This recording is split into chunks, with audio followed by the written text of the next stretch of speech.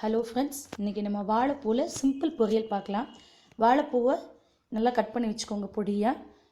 இதுக்கு தேவையான பொருட்கள் என்னென்னு பார்க்கலாம். வெங்காயம், பச்சை மிளகா, கருவேப்பிலை, உளுந்து, கடுகு. கடாய் போட்டுட்டு கடுகு போட்டுட்டு கருவேப்பிலை போட்டுக்கோங்க. கடுகு நல்லா வெடிக்கட்டும்.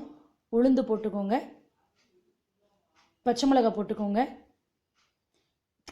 கட் பண்ணி வச்சு வெங்காயத்தை போட்டுக்கோங்க.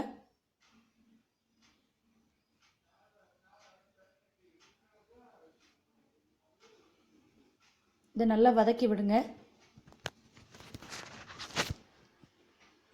இது நல்லா வதங்கட்டும் ஃப்ரெண்ட்ஸ். வெங்காயம் டிரான்ஸ்பர்ட் ஆகிறதுக்கு நல்லா வதங்குங்க. இப்போ தேவையான உப்பு போட்டுக்கோங்க. இதையும் நல்லா வதக்கி விடுங்க. இப்போது டிரான்ஸ்பரண்ட் ஆனதும் நம்ம கட் பண்ணி வச்சுருக்கிற வாழைப்பூ இதில் போடலாம். நம்ம வெங்காயம் நல்லா டிரான்ஸ்பர்ட் ஆனதும் தான் வாழைப்பூவை போடணும். ஏன்னா வாழைப்பூ சட்டுன்னு வதங்கிடும். இப்போ வாழைப்பூ எல்லாத்துக்குமே தெரியும், தண்ணியும் லைட்டாக மோரும் கலந்து அந்த தண்ணியில் தான் வாழைப்பூ கட் பண்ணி வைக்கணும்.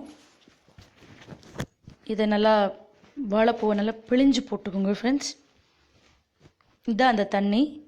இப்போது எல்லாமே நல்லா மிக்ஸ் ஆகிற மாதிரி இப்போ நம்ம எல்லாத்தையும் மிக்ஸ் பண்ணி விடலாம். வெங்காயம், வாழைப்பூ எல்லாமே நல்லா மிக்ஸ் ஆகிற மாதிரி மிக்ஸ் பண்ணி விட்டுடலாம்.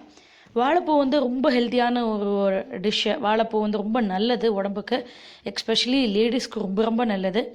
இது சட்டுன்னு 2 minutesல பண்ணிடலாம் ஃப்ரெண்ட்ஸ். காலையில் சட்டுன்னு பண்ணிடலாம். இதை நாளே க்ளீன் பண்ணி வச்சிட்டிங்கன்னா ஈஸியஸ்ட்டு பண்ணிடலாம். இப்போது நல்லா வதங்கிடுச்சு, நல்லா வெந்துருச்சு, நல்லா வதங்கிடுச்சு. இதை நல்லா வதக்கி விட்டுடலாம். இவ்வளோ தான் ஃப்ரெண்ட்ஸ், முடிஞ்சு. இதை டேஸ்ட் பண்ணி பாருங்கள்.